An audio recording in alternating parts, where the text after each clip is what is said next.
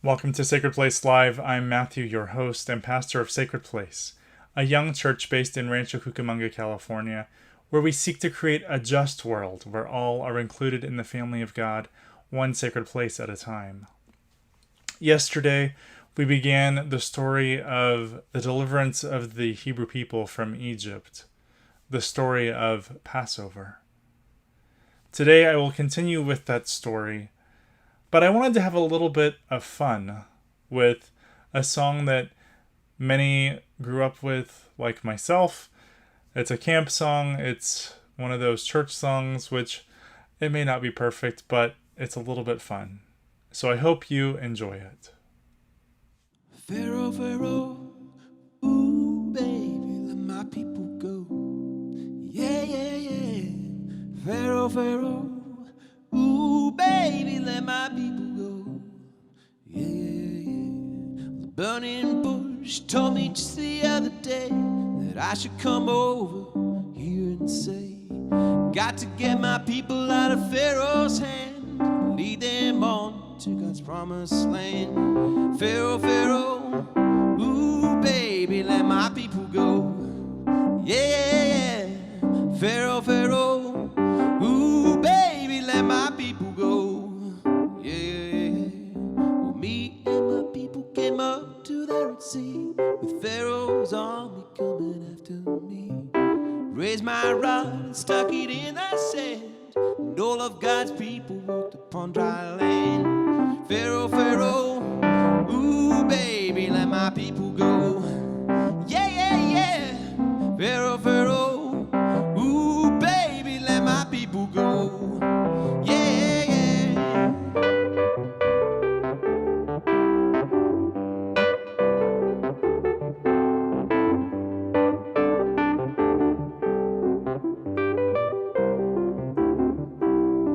Pharaoh, Pharaoh, ooh, baby, let my people go. Yeah, yeah, yeah. Pharaoh, Pharaoh, ooh, baby, let my people go. Well, Pharaoh's army was coming too close, so why did you think that I would do? I raised my hand and I cleared my throat, and all of Pharaoh's army did the dead man's fool. Oh, Pharaoh, Pharaoh, ooh, baby, let my people go. Yeah, yeah, yeah. Pharaoh, Pharaoh, ooh, baby, let my people go. Yeah, yeah, yeah. Pharaoh, Pharaoh, ooh, baby, let my people go. Yeah, yeah, yeah. Pharaoh, Pharaoh, ooh, baby, let my people go. Yeah, yeah, yeah. Let my people go.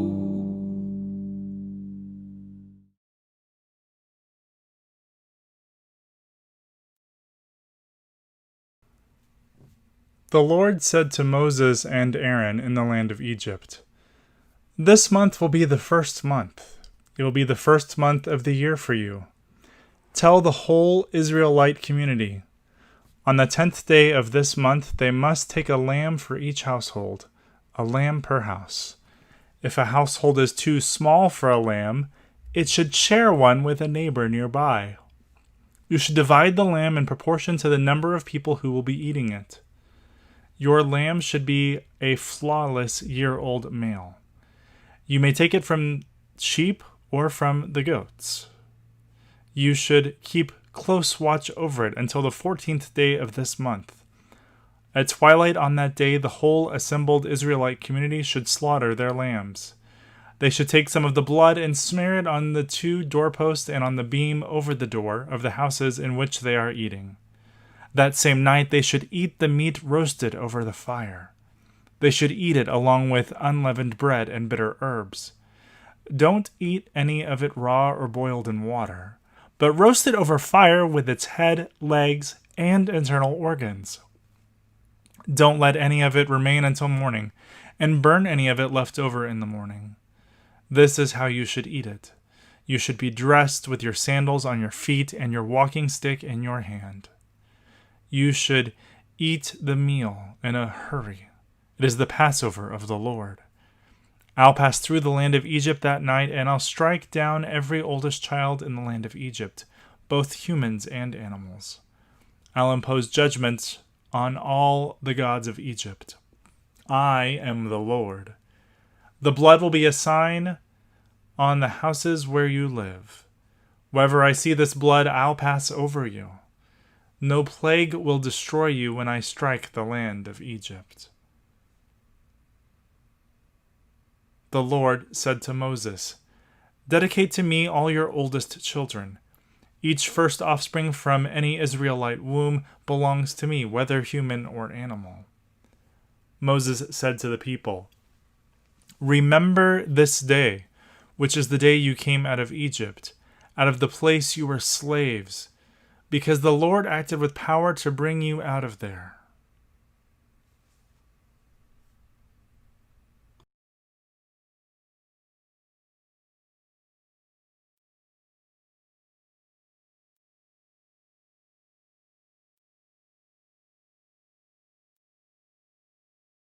As we continue with this story today, I want to take a look at another aspect of it. Each week I try and ask myself, who is God revealed to be in this text? And who are the people of God revealed to be in this text? Those two questions play against each other each week as I prepare my reflections. But this week the two kind of go hand in hand.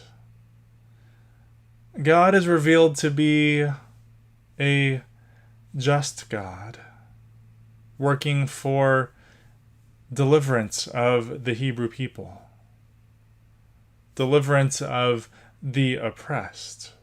And as I talked about yesterday, the builder of a kingdom where the community is something which has to be grown and cultivated and cared for by everyone.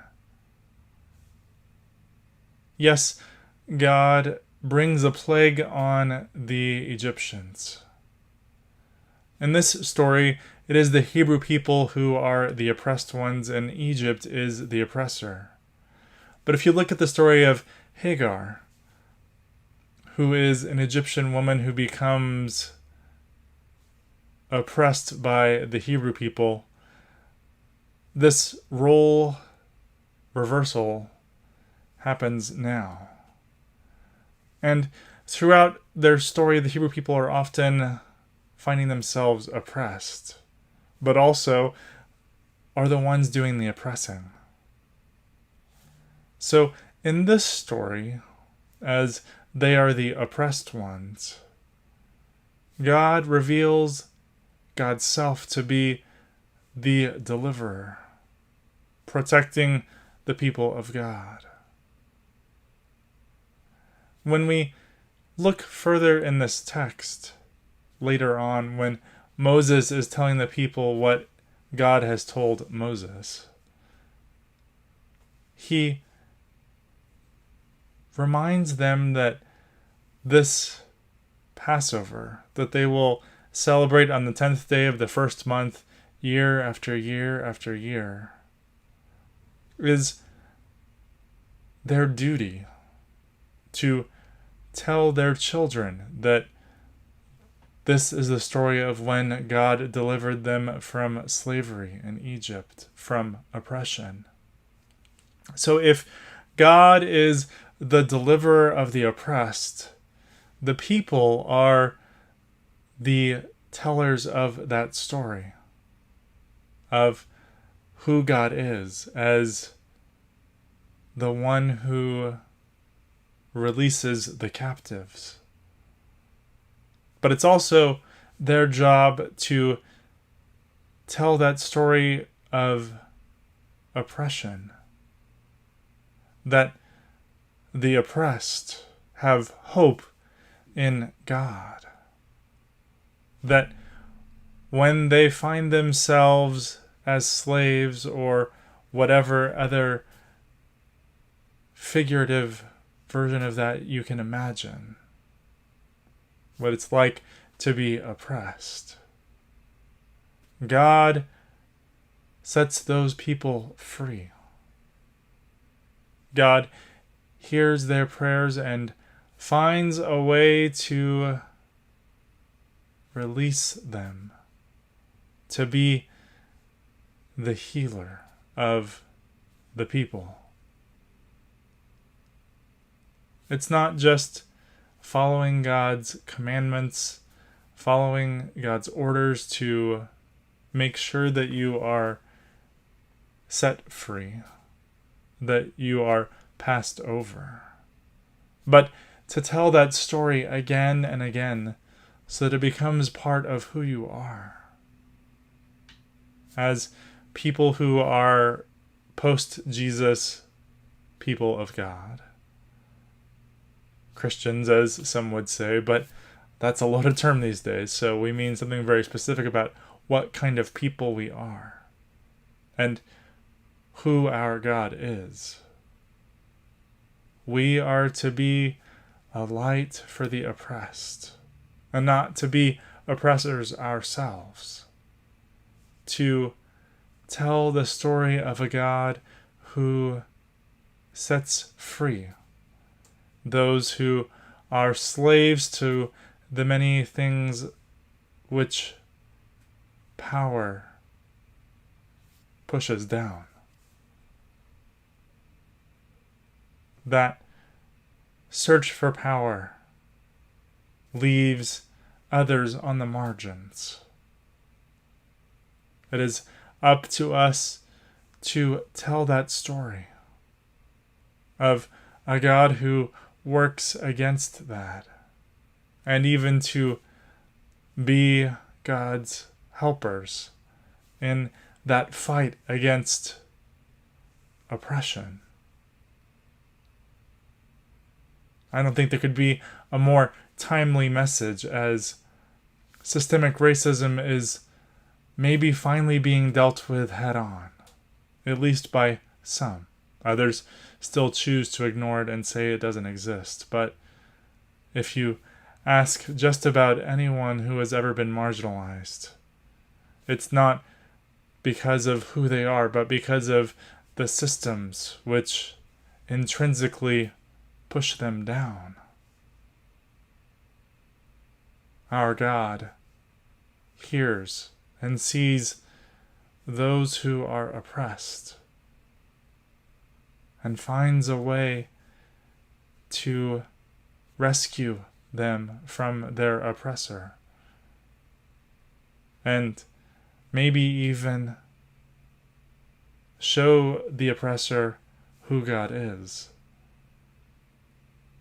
That is what the work of justice is truly about for us, I believe. It's what we are called to do, to bring hope and to create hope, to create a sacred place for everyone.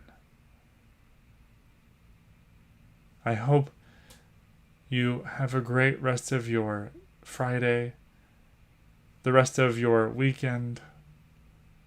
I hope to see you on Sunday for our family time, which is for anyone who wants to show up. Details about that are on our website at yoursacredplace.org. We gather at 9 a.m. for the kids, and then everyone at 10:30 on Zoom. I'll be back here next Tuesday, Thursday, and Friday at 3:30 for another story about God's people, who God is and who we are created and called to be. This is your sacred place.